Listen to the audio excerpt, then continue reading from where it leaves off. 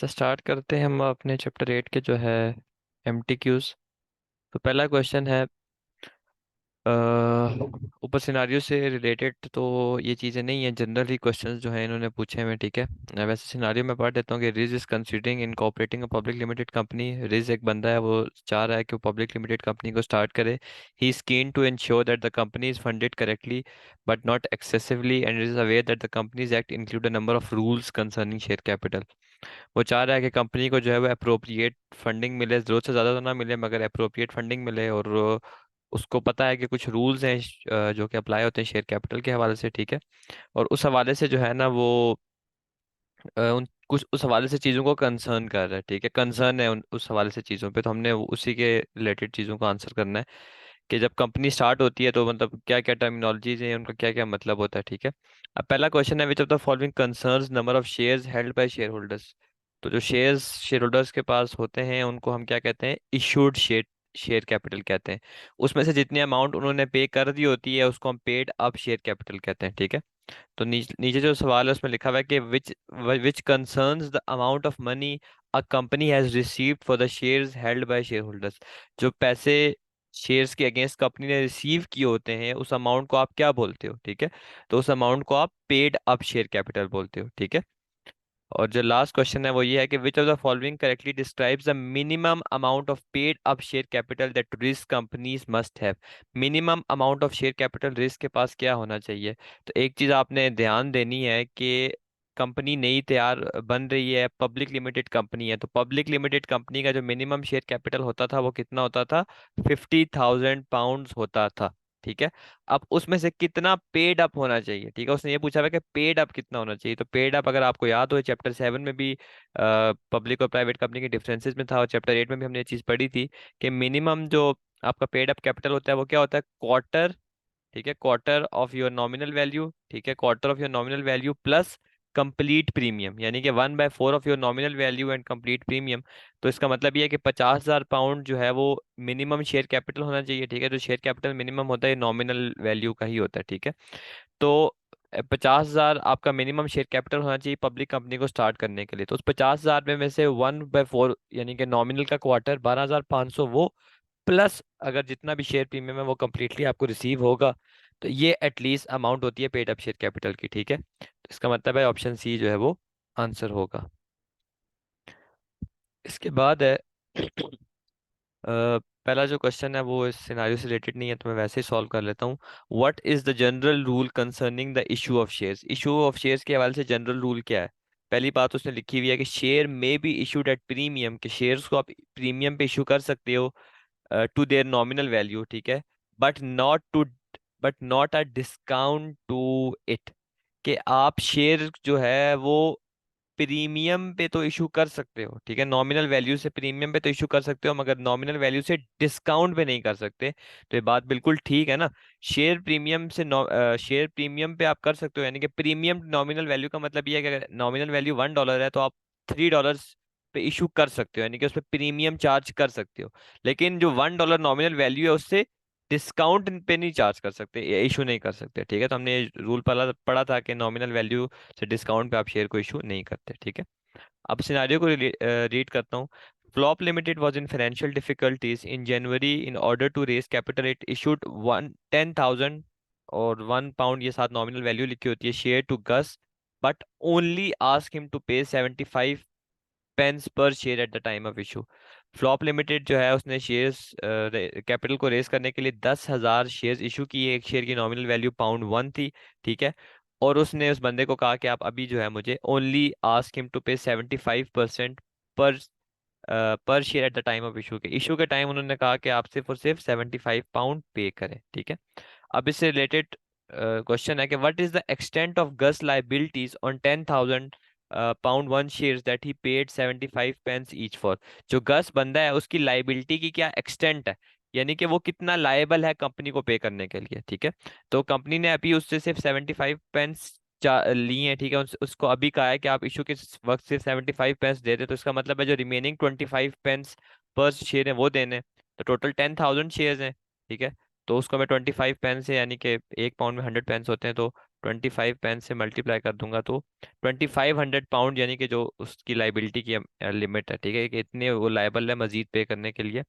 तो ये इसका आंसर होगा, ठीक है। इसके बाद आगे उसने लिखा हुआ है कि इन जून, 6 महीने बाद, the company realise that it needed even more money, company को पता चला कि उन्हें मजीद पैसे चाहिए, and in order to persuade Gus to provide it, और गस को इस बात पे परसुएट करने के लिए कि यार आप हमें दे दो, उसको मतलब कन्विंस करने के लिए, Flop Limited told him that if he bought a further 10,000 shares, company ने कहा कि अगर आप मजीद 10,000 शेयर्स लोगे, he would only have to pay total of 40 pence for each pound one share, कि उसको सिर्फ और सिर्फ जो है वो 40 पेंस देने पड़ेंगे एक शेयर के बदले।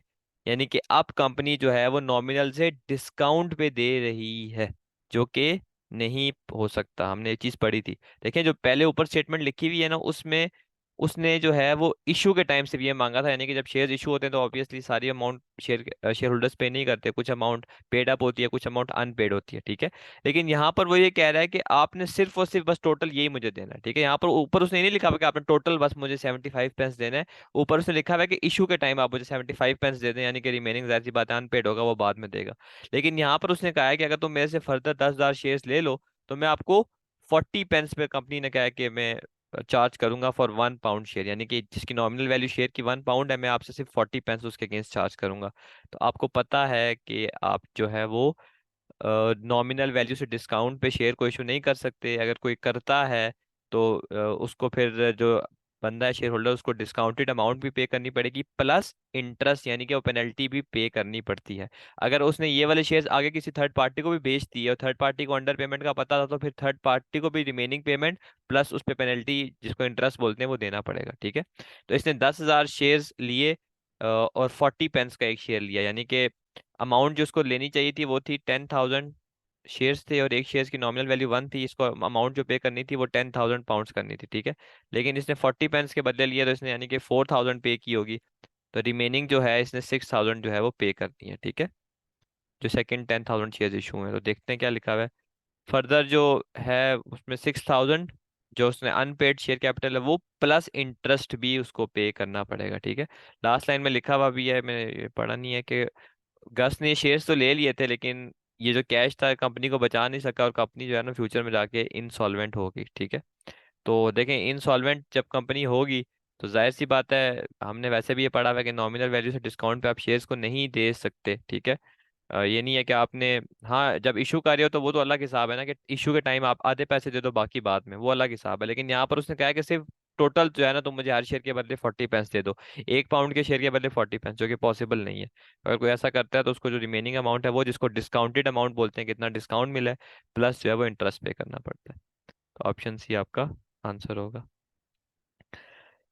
इसके बाद है which two of the following are examples of class rights, class rights की कौन से एग्जांपल्स हैं, ठीक है, जो राइट्स अटैच होते हैं ऑर्डिनरी शेयर्स के साथ और प्रेफरेंस शेयर्स के साथ, उसको आप क्लास राइट्स बोलते हैं, ठीक है।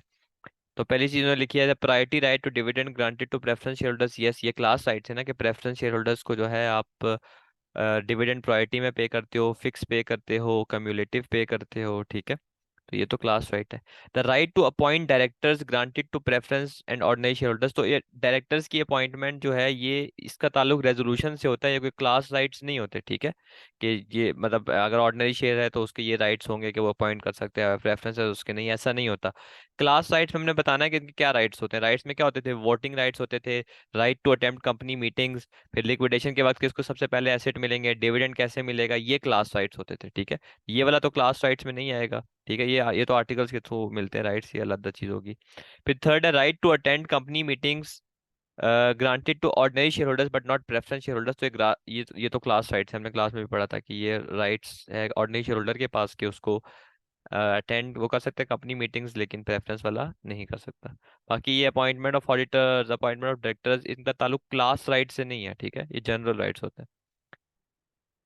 उसके बाद आगे लिखा हुआ है कि which of the following correctly describes the percentage of members that are needed to apply to the court for variation of class rights to be cancelled, अगर आप क्लास राइट्स पे जो वेरिएशन हुई है, यानी कि जो चेंज हुई है, उसको कैंसिल करना चाहते हैं, तो आपके पास जिस जिस क्लास के राइट्स चेंज हुए हैं उसके एटलीस्ट 15% लोग अगर उसके कॉन्सेंट नहीं देते या उसके खिलाफ है, तो वो कोर्ट में अप्लाई कर सकते हैं टू कैंसिल द वेरिएशन, ठीक है। अब मैं क्वेश्चन को रीड करता हूँ, पर सिनारियो को लास्ट उसी से रिलेटेड है। In 2015 two newspaper companies Kudos limited and Lux limited entered into an agreement in attempt to safeguard their independent position. Under the agreement, Kudos Limited purchased 20% of Lux Limited's preference shares, which carry a preferred dividend of 10%। ठीक है। दो newspaper companies थी, ठीक है। और उसमें जो एक बंदा था, एक कंपनी थी, उन्होंने दूसरी कंपनी के 20% शेयर्स खरीदे, यानी कि कुडोस ने लक्स के 20% शेयर्स खरीदे। और उन पे जो प्रेफर्ड डिविडेंड था, यानी कि जो प्रेफरेंस शेयर्स थे बेसिकली, तो डिविडेंड 10% मिल रहा था शेयर्स के अगेंस्ट, ठीक है। जैसे अगर शेयर की वैल्यू 1 पाउंड थी तो 10 पेंस आपको डिविडेंड मिल रहा था। अब आगे लिखा हुआ है कि the board of directors of Lux Limited have recently become discontented with their link with Kudos Limited and want encourage Kudos Limited to sell its preference share in the company. To do this, the board of Lux Limited proposed a resolution to reduce the dividend on all preference share to 5%।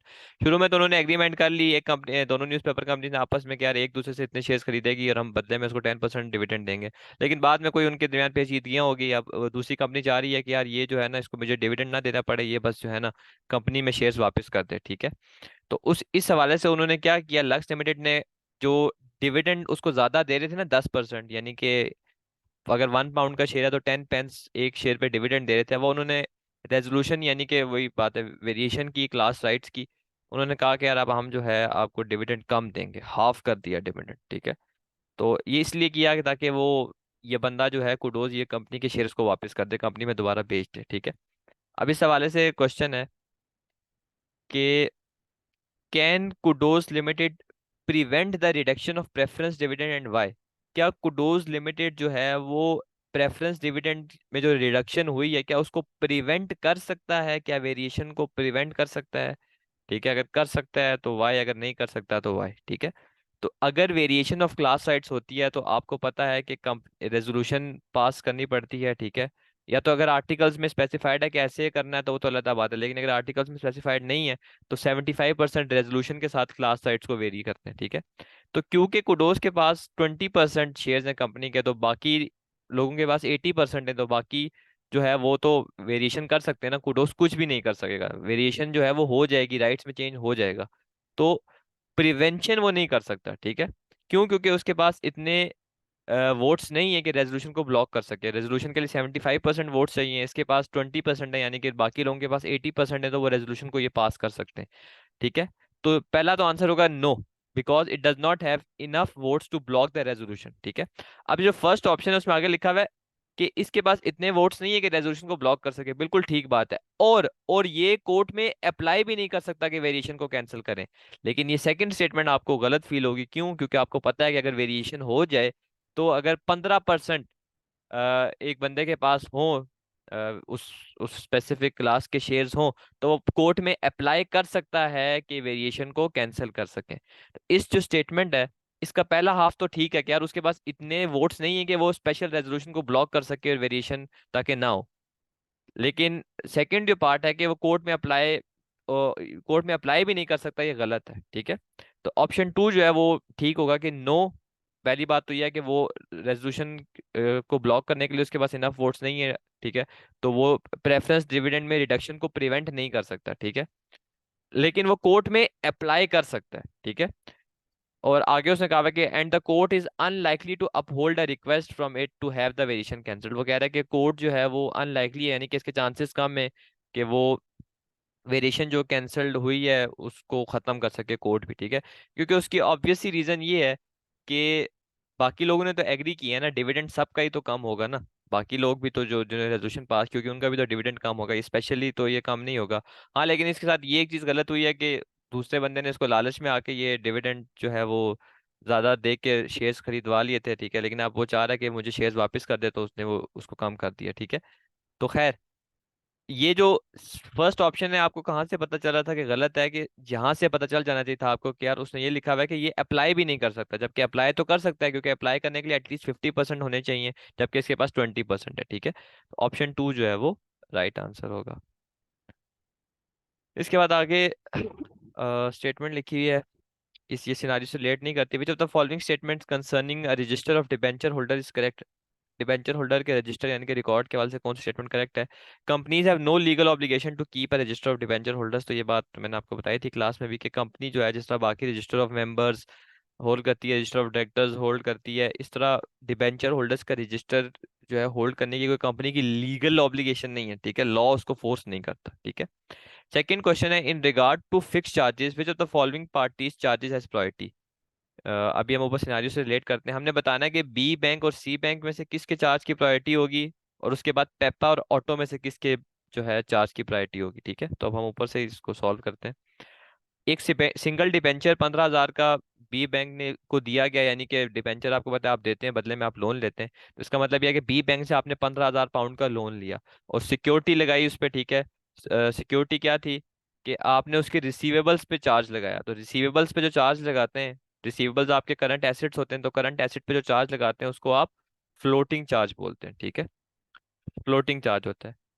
Milli limited में deal with the trade receivables as it wishes. और इस आगे बात बिल्कुल prove भी हो रही है कि कंपनी जो है वो आराम सुकून से रिसीवेबल्स के साथ जिस तरह मर्जी चाहे डीलिंग कर सकती है। और फ्लोटिंग में ही ऐसा होता था, फिक्स चार्ज में तो कंपनी फ्रीली डील नहीं कर सकती थी एसेट्स, ठीक है।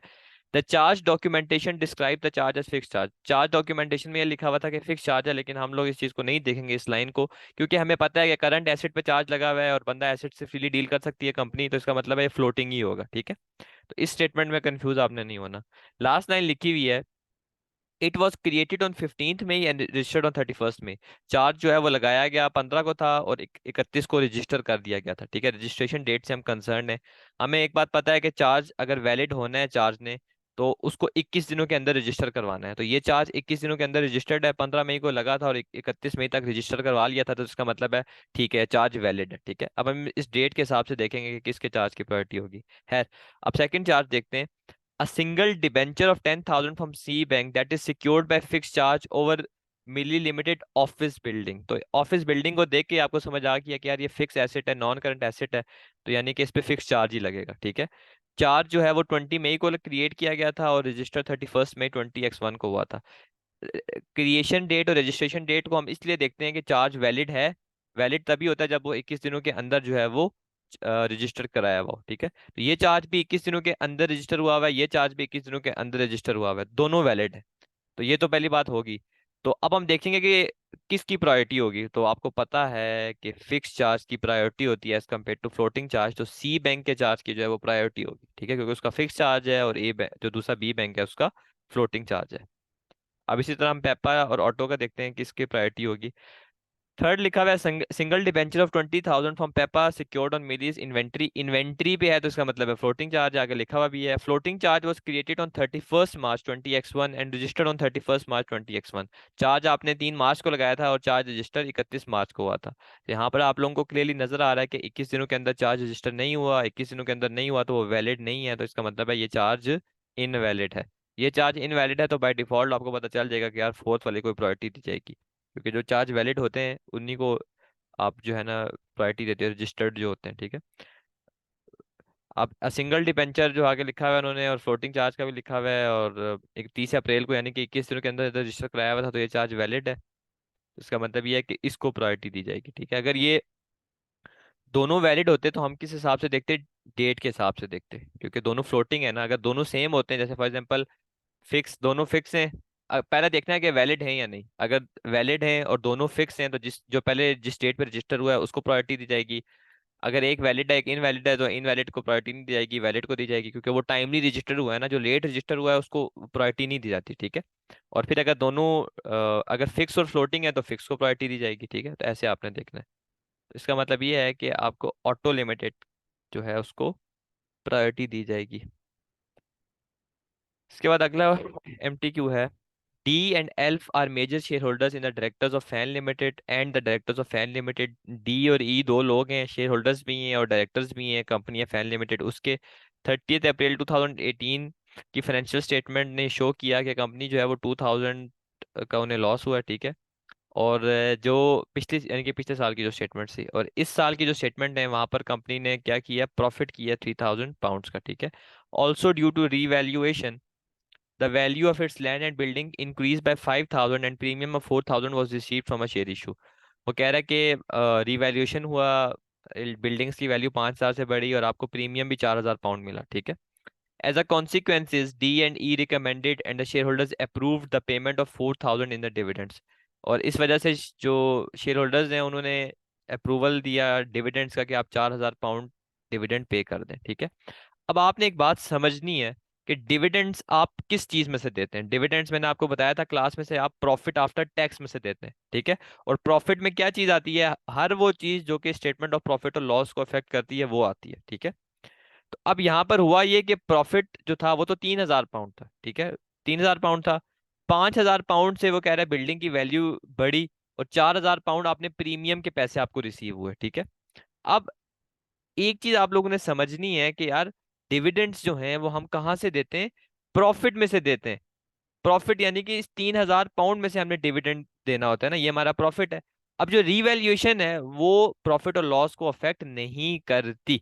रीवैल्यूएशन जो है वो प्रॉफिट और लॉस को अफेक्ट नहीं करती, मैंने आपको क्लास में भी बताया था। वो उसका affect statement of financial position में बैलेंस शीट में जाता है। इसी तरह शेयर प्रीमियम का भी अफेक्ट बैलेंस शीट में जाता है।